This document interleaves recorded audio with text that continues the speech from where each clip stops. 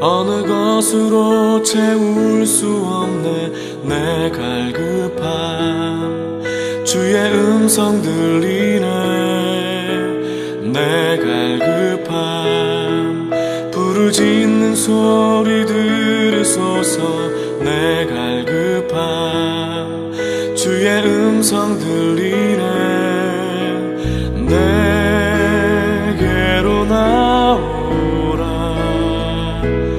영원히 목마름 전혀 없으리. 내게로 나오라. 가까이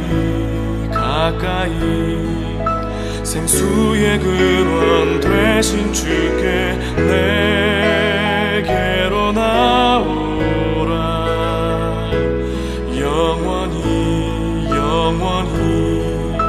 목마름 전혀 없으리. 내게로 나오라. 가까이 생수의 근원 되신 주께.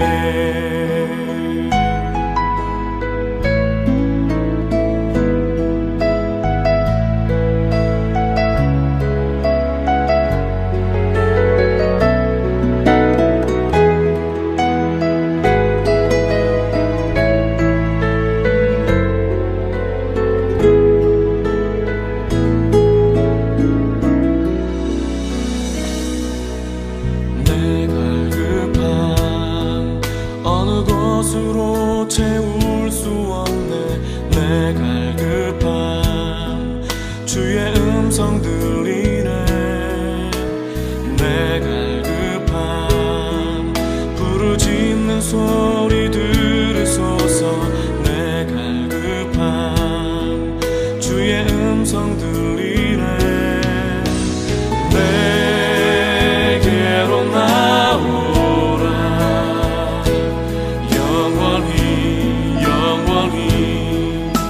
목마름 전혀 없으리.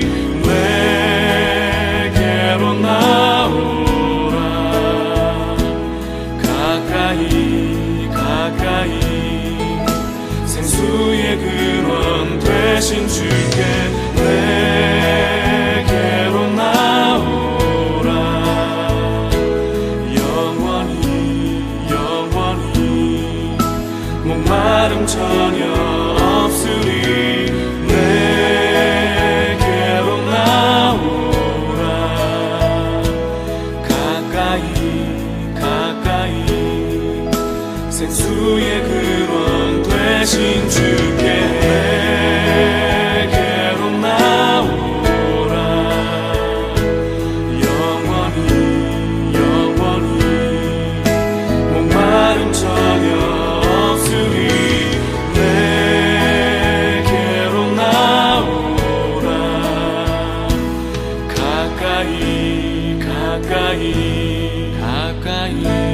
가까이 생수의 근원 되신 주께.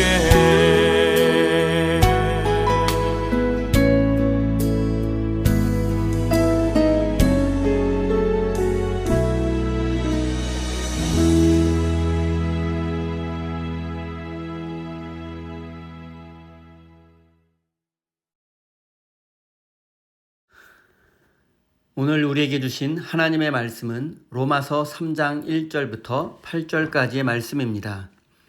다 같이 화면을 보시면서 함께 읽겠습니다.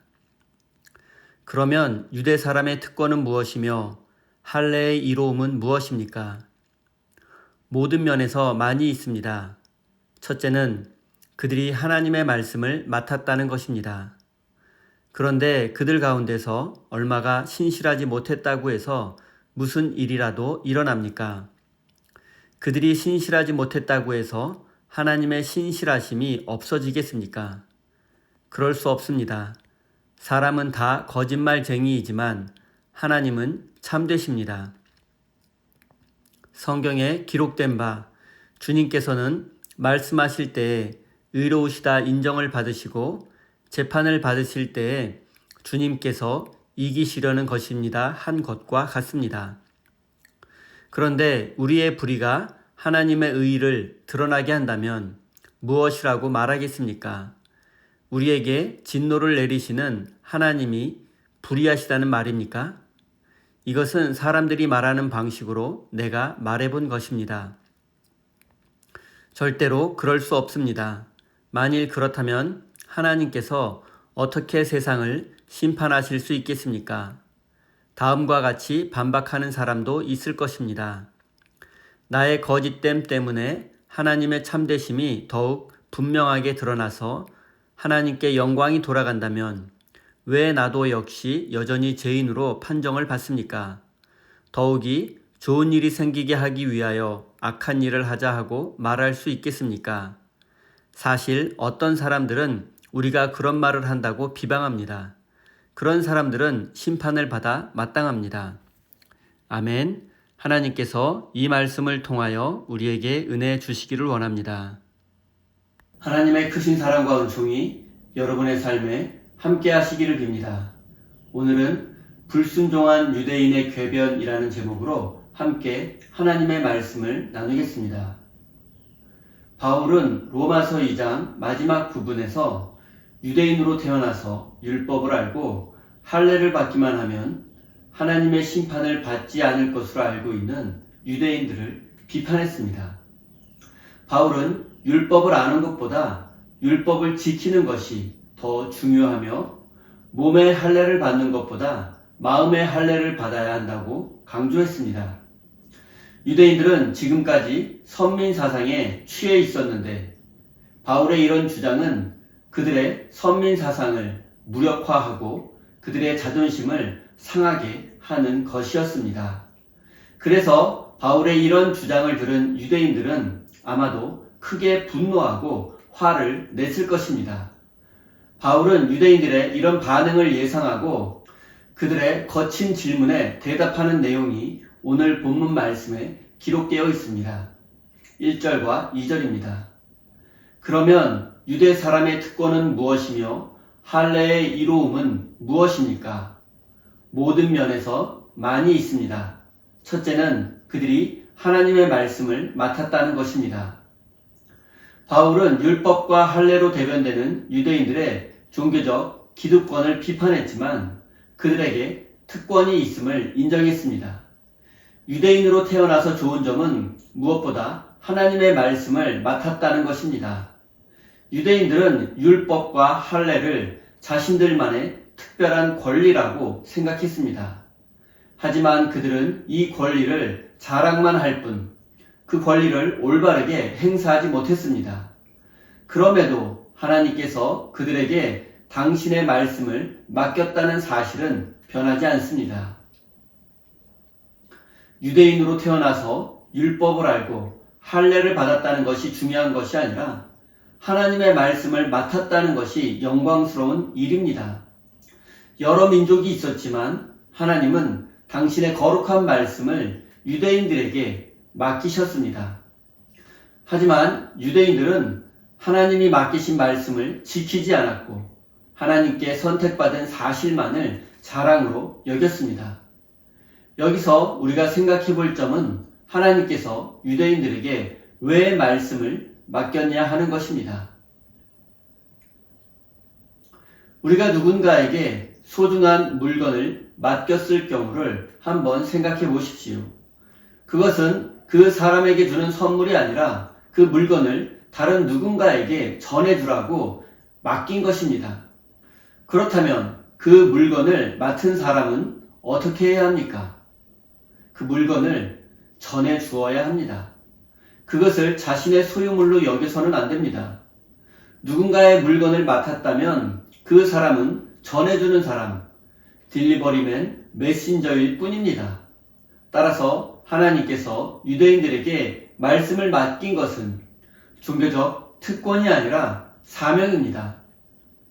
하나님은 유대인들에게 하나님의 말씀을 전하라고 사명을 주신 것입니다. 하지만 그들은 하나님의 말씀을 전하는 일에 관심도 없었고 결국 실패하고 말았습니다. 사랑하는 성도 여러분, 우리는 자격이 없음에도 하나님의 은혜로 구원받게 되었습니다. 따라서 우리의 구원은 선물이며 동시에 사명입니다. 구원이라는 놀라운 선물을 받은 사람은 그 선물을 다른 사람에게도 나누어 주어야 한다는 사실을 마음 깊이 새기시기 바랍니다. 3절입니다. 그런데 그들 가운데서 얼마가 신실하지 못했다고 해서 무슨 일이라도 일어납니까? 그들이 신실하지 못했다고 해서 하나님의 신실하심이 없어지겠습니까? 유대인들의 입장에서는 이런 질문이 가능합니다. 유대인이 하나님의 말씀을 맡았지만 그 말씀을 지키지 않고 전하지 않았다면 말씀을 맡기신 하나님의 잘못이 아니냐 하는 것입니다. 하나님의 선택이 틀린 것이 아니냐. 따라서 하나님의 잘못이라는 주장이 가능합니다. 이것은 마치 성도들이 믿음대로 살지 못한 것에 대한 책임을 목사님에게 묻는 것과 같습니다. 여러분은 이 문제에 대해서 어떻게 생각하십니까? 4절입니다. 그럴 수 없습니다. 사람은 다 거짓말쟁이이지만 하나님은 참되십니다. 성경에 기록된 바 주님께서는 말씀하실 때에 의로우시다 인정을 받으시고 재판을 받으실 때에 주님께서 이기시려는 것입니다 한 것과 같습니다.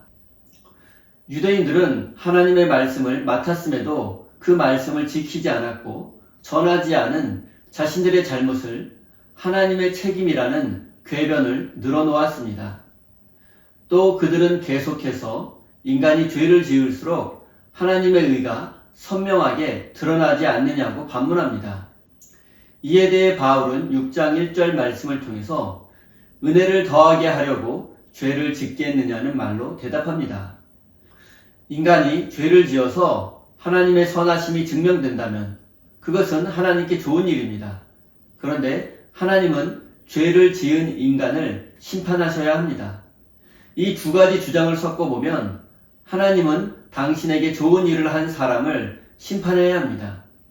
이것은 모순입니다. 따라서 지금 유대인들은 자신들의 죄를 감추기 위해서 궤변을 늘어놓으며 모순된 주장을 하는 것입니다. 8절입니다. 더욱이 좋은 일이 생기게 하기 위하여 악한 일을 하자 하고 말할 수 있겠습니까? 사실 어떤 사람들은 우리가 그런 말을 한다고 비방합니다. 그런 사람들은 심판을 받아야 마땅합니다. 유대인들은 한술 더 떠 좋은 일이 생기게 하기 위해서 악한 일을 하자고 말합니다. 선을 이루기 위해서 악을 행하자는 것입니다. 선한 목적을 이루기 위해서라면 수단과 방법을 가릴 필요가 없다는 뜻입니다. 그런데 여러분은 어떻게 생각하십니까? 과정이야 어떠하든지 결과만 좋으면 과정은 아무래도 상관없다고 생각하십니까? 어떤 상사가 부하 직원을 괴롭히고 억울한 일을 많이 겪게 했습니다. 그런데 그 부하 직원이 억울한 마음이 동기가 되어서 이를 악물고 노력해서 결국 성공했습니다. 그러면 부하 직원을 괴롭힌 상사는 좋은 일을 한 것입니까? 부하 직원이 성공한 것은 나쁜 상사의 덕입니까? 반대로 부하 직원을 진심으로 도와주었는데 결과가 좋지 않다면 그를 도와준 상사가 나쁜 사람입니까? 그렇지 않습니다. 인간은 그저 선을 행할 뿐 결과는 하나님의 손에 달려 있습니다.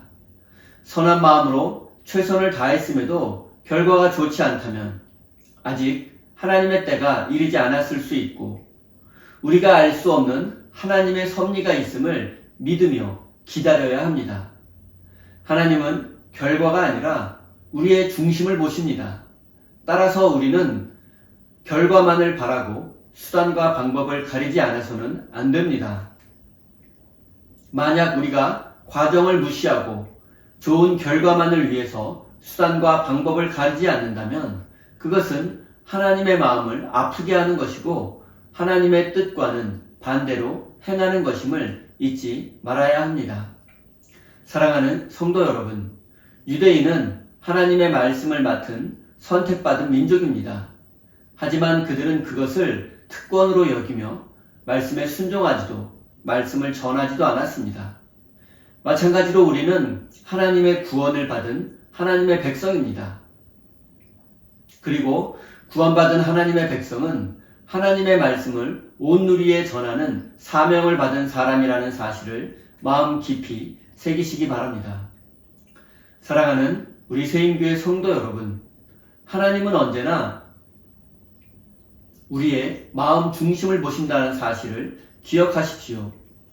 좋은 결과를 목적으로 삼지 말고 정직하고 의로운 삶을 살아내어 하나님께 영광 돌리는 참된 믿음의 사람이 되시기를 예수님의 이름으로 축원드립니다. 우리 다 함께 주신 말씀 가슴에 새기며 기도의 자리로 나아가겠습니다.